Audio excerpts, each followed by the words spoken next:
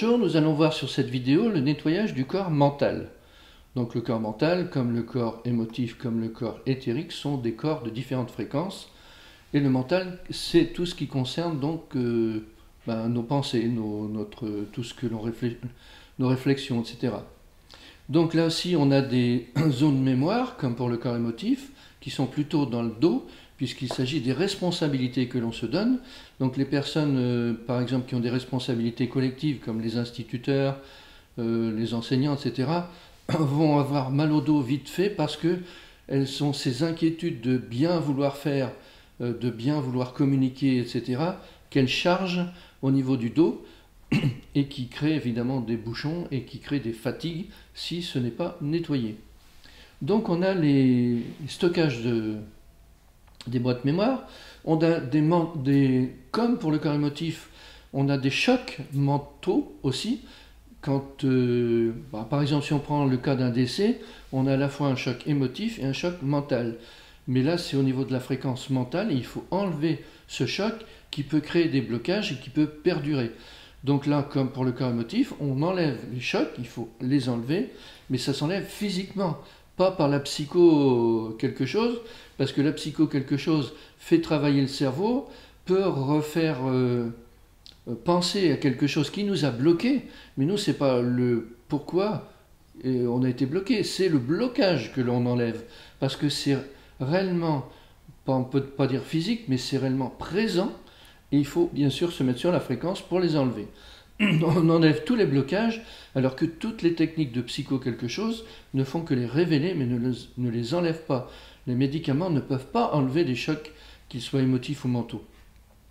Au même titre que le corps émotif, il peut y avoir aussi des mentaux, c'est-à-dire des blocages que l'on s'est créés mentalement, énergétiquement, mais qui sont encore là.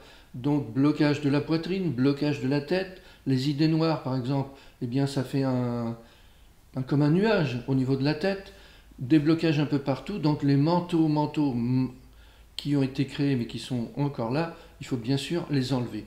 Enlever tous ces blocages d'énergie, tous les blocages d'énergie au niveau des chakras, toutes les énergies usées évidemment, le corps mental, vérifier s'il n'y a pas des fuites, s'il n'y a pas des déformations, enlever les énergies usées et recharger bien entendu le corps mental. On peut trouver aussi bien sûr des liens de dépendance, qu'ils soient positifs ou qu'ils soient négatifs, mais c'est toujours des liens, tous les liens il faut les enlever puisqu'ils nous relient à quelque chose et donc ils nous affaiblissent quand l'autre chose est affaiblie. Quand on est en lien, on ressent trop, donc il faut vraiment couper tous les liens pour être indépendant. Il peut y avoir aussi de la magie, bien sûr, on peut avoir de la magie sur tous les plans, que ce soit éthérique, émotif, mental, spirituel, etc. Donc là, bien sûr, il suffit de regarder, pas une cache sur la tête, par exemple, je sais pas moi, toutes choses sont possibles. On peut avoir des parasites qui sont spécifiques au mental, c'est le cas notamment le plus célèbre, c'est la démence. La démence, le corps mental est vampirisé, son énergie est vampirisée par un parasite qui est au-dessus de la tête et qui s'en nourrit. Donc bien sûr, plus la personne, donc ça arrive plus souvent aux personnes âgées parce qu'elles ne bougent pas, parce qu'elles ne réfléchissent pas et donc elles sont plus facilement vampirisables. Bien sûr que s'il y a un parasite qui vampirise le corps mental, la personne n'a plus de mental petit à petit. Et il s'agit bien d'un parasite que l'on enlève. Ensuite, évidemment, on reconstruit le corps mental et ça fonctionne très bien. Il y a d'autres types aussi de parasitage, tels que aussi il peut y avoir des racines, il peut y avoir des fissures, il peut y avoir des parasites qui sont à l'intérieur. Tout ça, bien sûr, ça affecte le corps mental, de même que le burn-out. Alors le burn-out, c'est au niveau du centre du cerveau, on a le thalamus avec deux énergies, et puis si dans une situation la personne est trop perturbée régulièrement, eh bien l'énergie du thalamus peut s'incliner, et puis il y a deux énergies mentales, une énergie mentale, comment dire, on peut dire égo, c'est-à-dire la réflexion, d'un côté qui est bleu foncé quand on la voit par clairvoyance, et d'un autre côté le mental intuitif.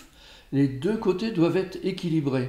S'il y a trop de bleu, c'est qu'il y a trop d'ego, la personne est trop personnelle, mais souvent eh bien il y a une perte d'énergie qu'il nous faut donc remonter parce que sinon la personne est perturbée. Au niveau par exemple du burn-out, il faut remettre les énergies droites, recharger et bien sûr s'occuper du problème qui en a été la cause, pourquoi la personne a été affectée mentalement à ce point-là pour bien sûr le résoudre.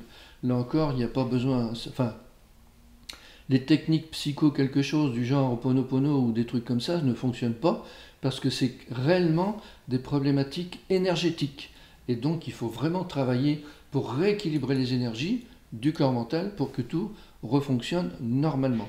C'est pareil pour la dépression ou pour d'autres choses d'origine mentale. On nettoie le corps mental pour que tout redevienne normal. Merci.